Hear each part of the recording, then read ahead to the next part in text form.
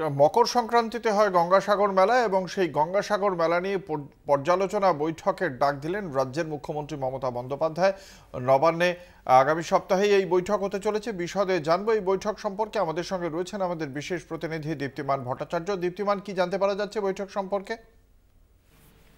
দেখো, যেটা এখনো পর্যন্ত জানা যাচ্ছে সেটা হলো যে আগামী 27 তারিখ কিন্তু এই নিয়ে বৈঠক রয়েছে এবং 27 তারিখের বৈঠকে কিন্তু বেশ কিছু গুরুত্বপূর্ণ সিদ্ধান্ত নেওয়ার কথা রয়েছে এবং এই 27 তারিখের যে বৈঠক রয়েছে সেই বৈঠকে মুখ্যমন্ত্রী পৌরোহিত্য করবেন এবং এখানে কিন্তু একটা বিষয় স্পষ্ট করে দেওয়া হয়েছে যে প্রত্যেকবারই কিন্তু গঙ্গাসাগর মেলায় নতুন নতুন কিছু অ্যাপ থেকে আরম্ভ করে নতুন কিছু ফাংশনিং ব্যাপার ট্যাপার অনেক কিছু নতুন করে উদ্বোধন করা হয়।